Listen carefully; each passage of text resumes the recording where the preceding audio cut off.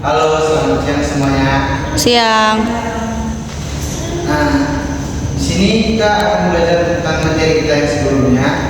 Nah, sebelum kita mulai dalam materi kita, ada yang masih ingat sedikit banyaknya tentang apa yang kita bahas kemarin tentang pergerakan kebangsaan Asia? Belum. Ada yang ingat? Nggak ada. Oke. Nah, sekarang Bapak jelaskan dulu ya. Yang pertama itu dari latar belakangnya dulu ya.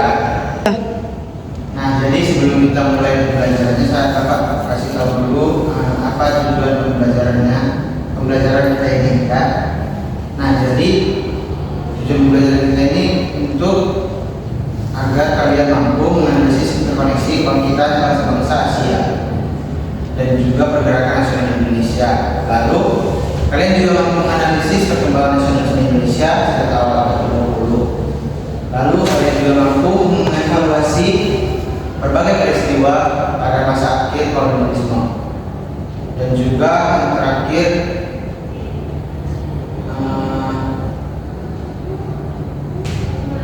ini apa sih?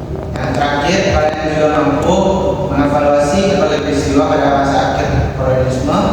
Belanda berupa krisis ekonomi global, bawa penyakit perang dunia kedua, dan terakhir kolonialisme. Nah, lalu kita masuk ke dalam materinya. Nah, sekarang kita masuk ke pembelajarannya. Nah, jadi latar belakang betul Pak. Nah, jadi pada awal abad ke-20 ditandai dengan munculnya berbagai gerakan nasional Indonesia di Asia yang menentang penjajahan. Nah, perkembangan tersebut mempengaruhi masyarakat Indonesia untuk membangun kesadaran kebangsaan. Selain itu, penderitaan akibat kolonialisme Belanda mendorong rakyat Indonesia mencari cara baru yang lebih terorganisir untuk mencapai kemerdekaan. Nah, lanjut ke materi selanjutnya itu adalah kebangkitan bangsa-bangsa Asia. Nah, kebangkitan bangsa-bangsa Asia ini menunjukkan bahwa negara-negara yang dijajah mampu bangkit dan memperjuangkan kemerdekaannya. Gerakan ini berkembang di berbagai wilayah Asia dan menjadi inspirasi bagi bangsa Indonesia. Semangat persatuan, pendidikan, dan nasionalisme menjadi faktor penting dalam kebangkitan tersebut. Nah, sebelum lanjut ke materi selanjutnya, karena ini mencakup Asia, nah jadi ada nggak yang tahu negara mana yang belum pernah, negara Asia mana yang belum pernah dijajah sama sekali? Ada. Thailand. Nah, betul itu. Kenapa Thailand tidak pernah dijajah? Karena aku di sini. Jawab sendiri sih. Karena di situ kalau aku nggak salah, aku tahu aku nggak salah. Masa aku mungkin itu Bintang-bintang masuk. Mari Ken. Udah belum? Udah. Nah, lalu ada juga tokoh-tokoh yang menginspirasi bangsa-bangsa Asia untuk melawan penjajahan. Pertama itu adalah Mahatma Gandhi. Nah, jadi Mahatma Gandhi adalah berasal dari India. Mahatma Gandhi memperjuangkan kemerdekaan India melalui prinsip ahimsa atau tanpa kekerasan. Menurut Mahatma Gandhi, persatuan rakyat dan perlawanan damai dapat menjadi senjata yang kuat untuk melawan penjajah. Pemikiran tersebut memberikan pengaruh besar terhadap gerakan nasionalisme di berbagai negara Asia. Lalu ada juga Sun Yat-sen dari Cina. Ia dikenal sebagai tokoh kebangkitan nasional Cina yang memperjuangkan dari 3 prinsip utama, yaitu nasionalisme, demokrasi, dan kesejahteraan rakyat. Melalui perjuangannya, rakyat Cina berhasil bangkit dan membangun negara yang lebih modern. Lalu selanjutnya ada Jose Rizal dari Filipina. Selain dari Cina, Filipina juga memiliki tokoh penting yaitu Jose yang menggunakan pendidikan dan karya sastra sebagai sarana perjuangan. Melalui tulisan-tulisannya, Josiah mengkritik jajahan Spanyol dan membangkitkan kesadaran rakyat Filipina akan pentingnya kebebasan dan kemerdekaan. Lalu ada juga komunitas Jawi di Mekah. Selain pengaruh di luar negeri, kesadaran nasional Indonesia juga berkembang melalui komunitas Jawi di Mekah. Komunitas ini terdiri dari pelajar dan ulama Nusantara yang belajar di Mekah. Mereka berdiskusi mengenai kondisi bangsa Indonesia dan menyebarkan gagasan perbaruan yang kemudian mempengaruhi perkembangan nasionalisme di tanah air. Lalu materi selanjutnya adalah munculnya nasionalisme Indonesia. Kesadaran nasionalisme Indonesia muncul karena beberapa faktor. Yang pertama, penderitaan akibat penjajahan Belanda. Kedua, berkembangnya pendidikan Barat yang membuka wawasan masyarakat. Ketiga, pengaruh agama Islam sebagai nomor satu. Yang keempat, adanya inspirasi dari gerakan nasional di negara lain. Faktor-faktor tersebut mendorong lahirnya semangat persatuan bangsa.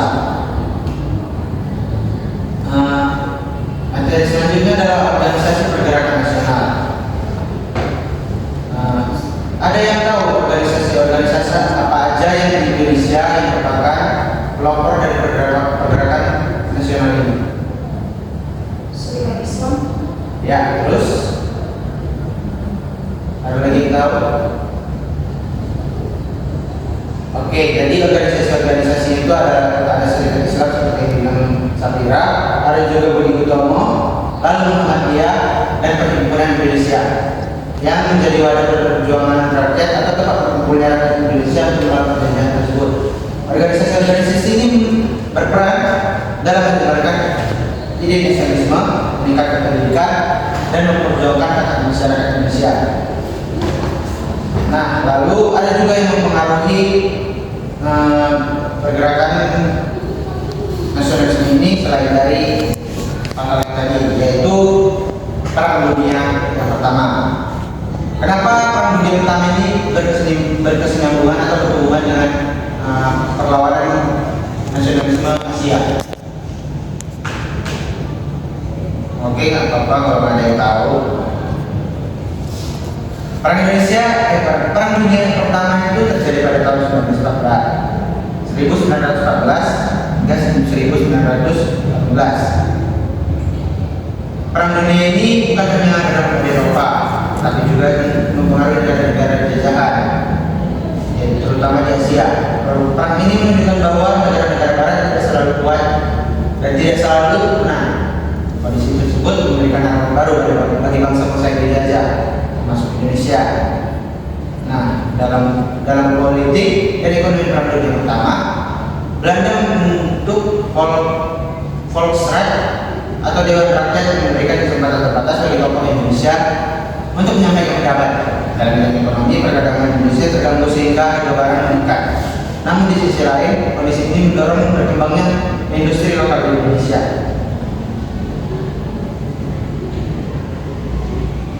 Lalu selanjutnya ada Sumpah Pemuda pada tahun 1928 yang merupakan peristiwa penting yang memperkuat persatuan nasional dan memperjelas identitas bangsa Indonesia. Lalu ada juga krisis ekonomi global pada tahun 1929 yang dikenal sebagai Great Depression.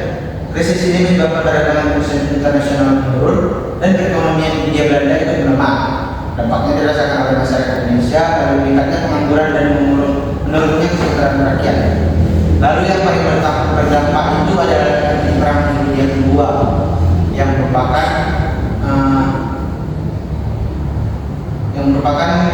pada saat itu Indonesia diduduki oleh Jepang, dan pada Perang Dunia Kedua juga Jepang terkena dampak yang sangat bos dulu. Nah, Perang Dunia Kedua dan berakhirnya kolonialisme Belanda. Nah, jadi Perang Dunia Kedua ini membawa beban besar Indonesia. Belanda yang sedang menghadapi perang di Eropa tidak mampu mempertahankan wilayah jajahannya. Lalu Jepang kemudian berhasil menduduki Indonesia pada tahun 1942 yang merupakan tanda berakhirnya kekuasaan kolonial Belanda dan membuka jalan baru saja. Oke, sekian aja yang penjelasan yang saya berikan. Untuk penugasan selanjutnya akan saya lakukan di LKPD. Nah, jadi LKPD-nya akan saya berikan di grup WhatsApp. Oke, sudah saya bagikan di grup WhatsApp. Lalu sebagai kesimpulan, gerakan bangsa Indonesia lahir karena pengaruh kebangkitan bangsa Asia, perkembangan pendidikan dan penderitaan akibat penjajahan. Organisasi pergerakan, Stop Pemuda, Kongres Perempuan, dan sastra menjadi sarana penting dalam membangun persatuan bangsa.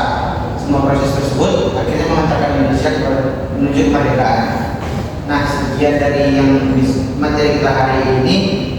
Kita berjumpa lagi di hari berikutnya. Selamat siang. Siap.